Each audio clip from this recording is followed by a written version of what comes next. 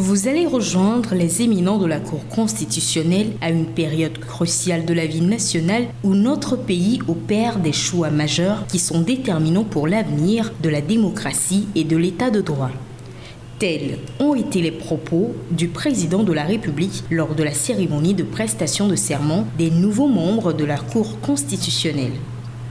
Ce 20 avril, les 3 nouveaux membres de la Cour constitutionnelle ont prêté serment. Cette cérémonie a été faite en présence du chef de l'État, de la présidente de l'Assemblée nationale, du Premier ministre et d'autres personnalités. Payadou Agboupessi et Kwame Meisso sont alors officiellement les nouveaux membres de la juridiction. Pour rappel, la Cour constitutionnelle est une juridiction composée de 9 membres, parmi lesquels un magistrat avec 15 ans minimum d'expérience, un avocat ayant aussi au moins 15 ans d'expérience, puis un enseignant-chercheur en droit de rang A des universités publiques du Togo.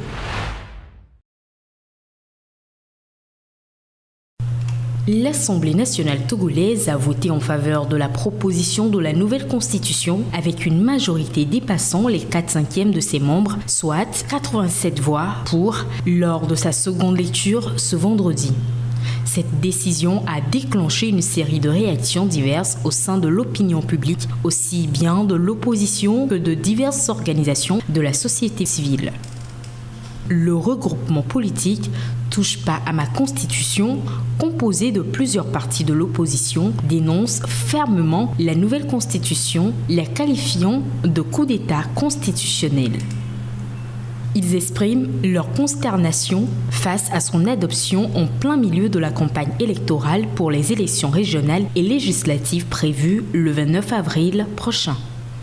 De son côté, le nouvel engagement togolais net appelle le chef de l'État à ne pas promulguer cette loi, arguant qu'elle ne répond à aucun besoin urgent, nécessaire ou populaire. Le parti demande, à défaut de retrait, de soumettre au moins la nouvelle loi à un référendum suivant ainsi le modèle des précédentes constitutions. En revanche, certaines organisations de la société civile telles que la plateforme de la société civile pour la bonne gouvernance de la transparence démocratique, PSC-BGTD, considèrent que la nouvelle constitution constitue un cadre essentiel pour la gouvernance et la démocratie au Togo. Il est à noter que jusqu'à présent, la nouvelle constitution n'a pas été promulguée par le chef de l'État et qu'il dispose d'un délai de 15 jours depuis son adoption par l'Assemblée pour le faire.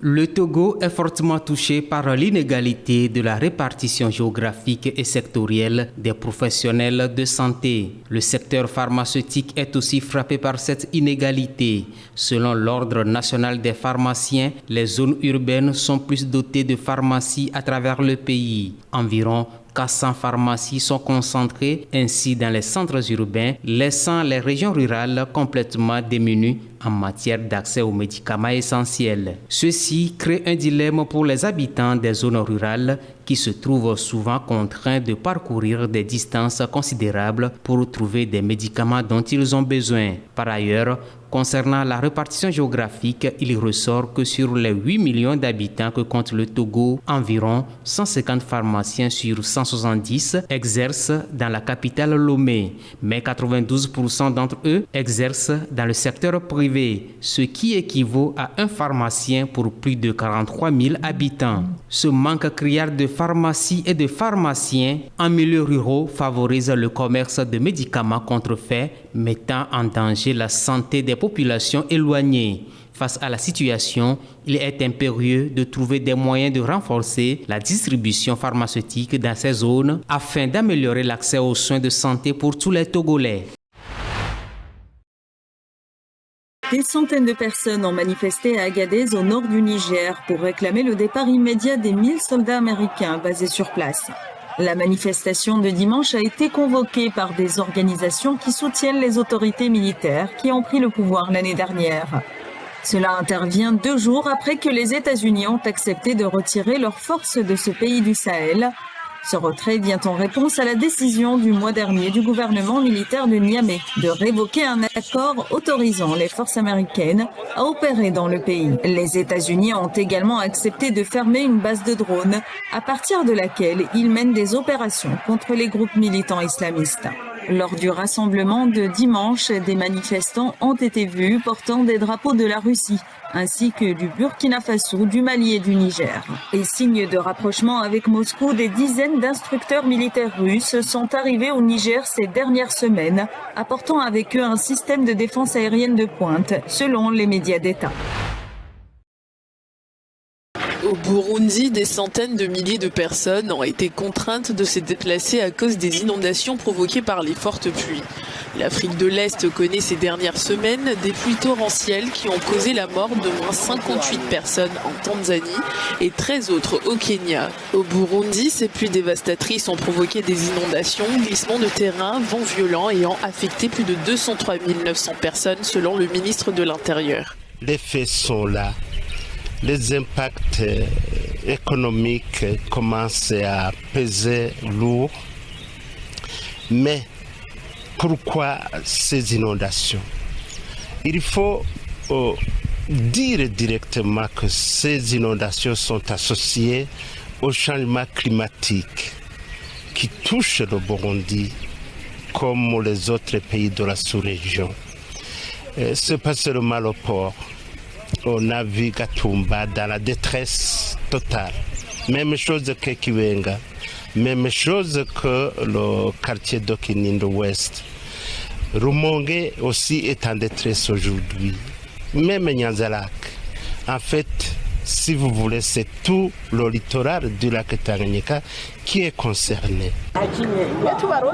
Le gouvernement du pays et l'ONU ont lancé un appel à une aide financière pour faire face aux effets dévastateurs des pluies saisonnières qui ont fait près de 100 000 déplacés. Depuis l'année dernière, les pluies et les niveaux d'eau augmentent ici. Petit à petit, les terres sont gorgées d'eau. Maintenant, le niveau d'eau est très élevé et nous n'avons jamais vu une situation aussi grave.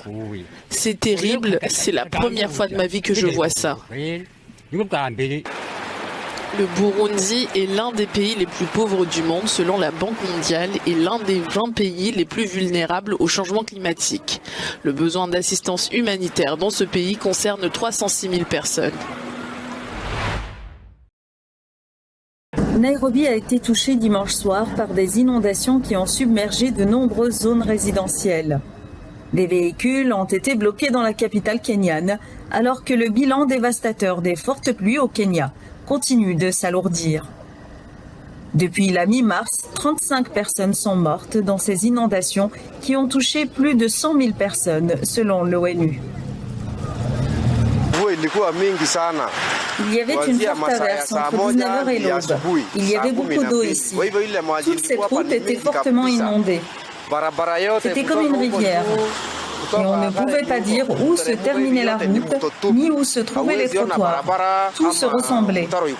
Mais nous espérons que le gouvernement nous aidera.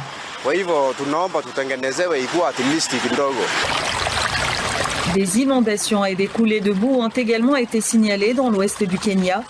Au moins 40 265 personnes sont déplacées dans 21 des 47 comtés du pays.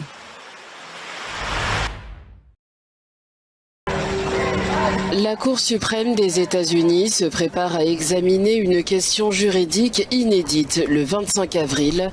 L'immunité d'un ancien président face aux poursuites fédérales pour des actes commis pendant son mandat. Cette décision sera décisive pour déterminer si Donald Trump peut être poursuivi pour son implication présumée dans le complot visant à renverser l'élection présidentielle de 2020.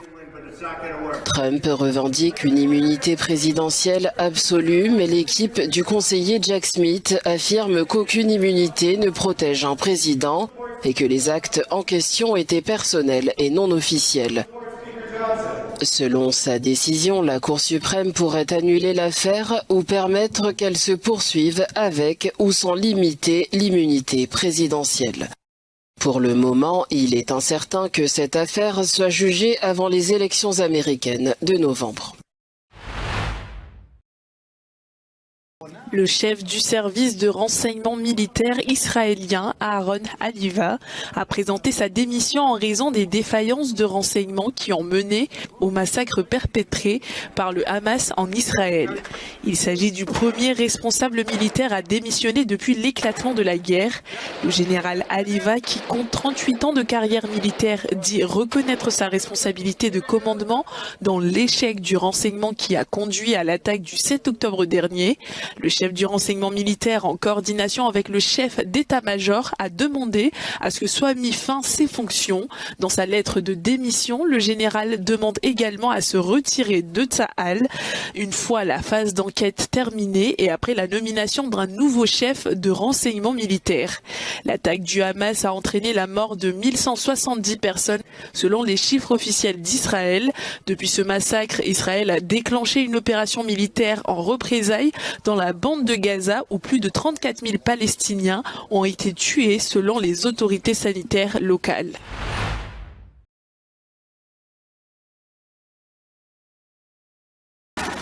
L'OMS a approuvé la semaine dernière une nouvelle version du vaccin contre le choléra. Fabriqué par Ebiologics, qui a produit également la formule utilisée actuellement pour endiguer l'épidémie, la nouvelle version s'appelle Evicol-S. Créé à partir d'une formule plus simplifiée, le nouveau vaccin utilise moins d'ingrédients, lui permettant d'être plus rapide à fabriquer et moins cher. Le vaccin s'est révélé efficace dans la prévention de la maladie lors de recherches menées au Népal à un stade avancé. L'approbation permet aux organismes donateurs tels que l'Alliance pour les vaccins Gavi et l'UNICEF de l'acheter pour les pays les plus pauvres. Gavi a estimé qu'il pourrait y avoir environ 50 millions de doses pour le stock mondial cette année contre 38 millions l'année dernière. Cependant, il faudrait encore plus de doses pour éradiquer l'épidémie.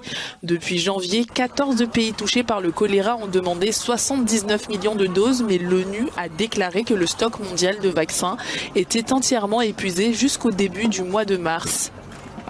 Cette semaine, l'OMS a indiqué qu'il restait seulement 2,3 millions de doses disponibles. La championne olympique kenyane Perez Jepchirchir a remporté le marathon de Londres en établissant un record du monde chez les femmes ce dimanche. Avec